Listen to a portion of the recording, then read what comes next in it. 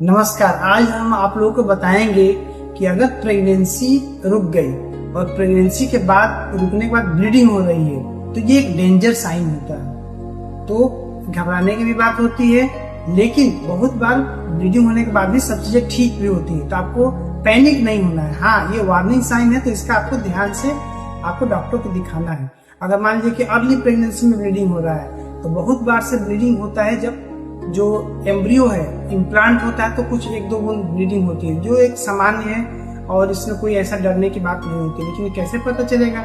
ये अल्ट्रासाउंड से पता चलेगा। तो अगर आपको कभी ब्लीडिंग हो रही है तो सबसे इम्पोर्टेंट क्या, रेस्ट करिए। ज्यादा ब्लीडिंग हो रहा है आप तुरंत डॉक्टर को दिखाइए, डॉक्टर आपका अल्ट्रासाउंड करके बताएंगे।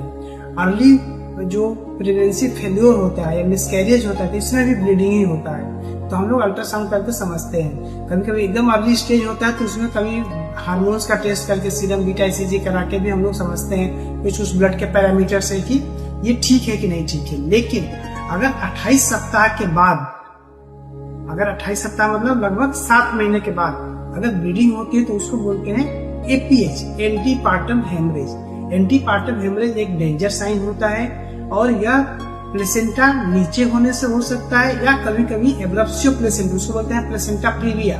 प्लेसेंटा प्रीविया में क्या होता है कि प्लेसेंटा नीचे की तरफ होता है। शुरू में क्या होता है कि प्लेसेंटा यूट्रस छोटा रहता है तो प्लेसेंटा थोड़ा नीचे भी रहता है, तो हम लोग उसको इतना तवज्जो नहीं देते हैं। जैसे जैसे यूट्रस ग्रो करता है, बेबी ग्रो करता है तो यूट्रस ग्रो करता है और प्लेसेंटा ऊपर की तरफ जाने लगता है। तो शुरू में अगर प्लेसेंटा नीचे है तो डरने वाली बात नहीं होती है और हम लोग उसके लिए उतना कंसर्न भी नहीं रहते हैं।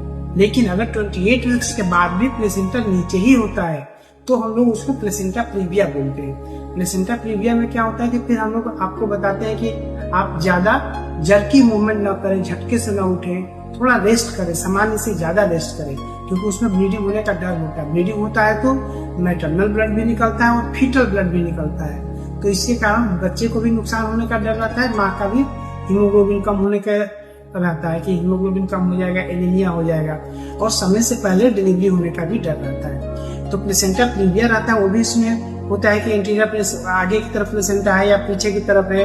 कुछ प्लेसेंटा प्रीविया तो अगर ऊपर की तरफ और थोड़ा नीचे आगे की तरफ नीचे है, इंटीरियर प्लेसेंटा है, तो वो अपने आप ठीक हो जाता है और उसमें डिलीवरी नॉर्मल हो भी जाती है। लेकिन अगर प्लेसेंटा एकदम नीचे है तो वो जो नीचे का रास्ता है, बच्चेदानी का मुंह का रास्ता, उसी के ऊपर है तो नॉर्मल डिलीवरी संभव नहीं होता है। तो ऐसे केस में ऑपरेशन ही करना पड़ता है। अगर समय से पहले ब्लीडिंग हो रहा है तो हम लोग कोशिश करते हैं कि ब्लीडिंग को रोक के पेशेंट को रेस्ट करा के कुछ मेडिसिन दे के कोशिश करते हैं कि वो लगभग 9 महीने तक उसका चला जाए। 9 महीना नहीं तो 8.5 महीना ही चला जाए। लेकिन अगर ब्लीडिंग बहुत ज्यादा होता है तो माँ के लाइफ को बचाने के लिए हम लोग किसी भी समय प्लेसेंटा किसी भी समय ऑपरेशन करके बच्चे को निकालते हैं ताकि माँ को सेव किया जा सके। और अगर मेच्योरिटी या प्री मेच्योरिटी में थोड़ा बच्चे का वेट अगर अच्छा रहता है तो बच्चे को भी सेव कर लेते हैं। एक हमने बोला था कि अगर प्लेसेंटा प्रीविया से ब्लीडिंग होता है, एक होता है एब्रप्सियो प्लेसेंटी।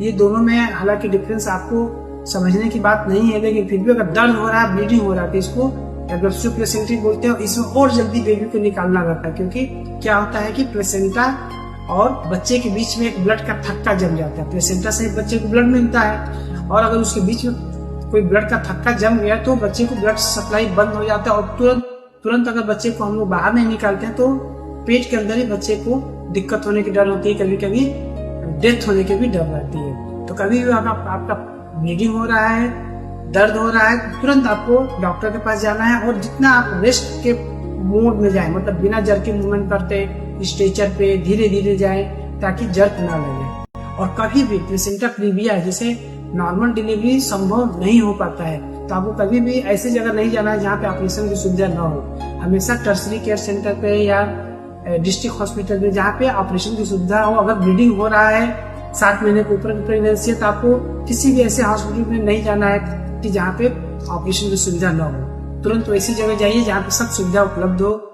बच्चा भी कम समय का रहता है, वजन भी कम रहता है, तो उसको भी NICU की भी जरूरत पड़ती है। तो ऐसे हमारा बस ये सलाह है कि कभी भी आपको प्रेगनेंसी है, 7 महीने के बाद ब्लीडिंग होती है, तो आप तुरंत ऐसे हॉस्पिटल में जाइए जहाँ पे माँ बच्चे माँ के ऑपरेशन की सुविधा हो, बच्चे के NICU का सुविधा हो, क्योंकि ट्रांसपोर्टेशन में भी ज्यादा ब्लीडिंग होता है और अगर आप समय से नहीं हॉस्पिटल में पहुंचेंगे तो उसमें माँ और बच्चे दोनों को नुकसान होने का डर रहता है। तो आज के वीडियो में मेरा यही है, आपको अवेयर करना कि अगर ब्लीडिंग हो रहा है तो इसको डेंजर साइन मानिए, पैनिक मत होइए और नियरेस्ट, पहले तो आप नियरेस्ट हॉस्पिटल में जाइए। लेकिन अगर ब्लीडिंग हो रहा है और आपको कई जगह भागने की जरूरत नहीं, आप अगर अगल बगल कोई टर्शियरी केयर सेंटर या डिस्ट्रिक्ट हॉस्पिटल है या जहाँ पे हॉस्पिटल में सब सुविधाएं हैं वहीं पे जाइए।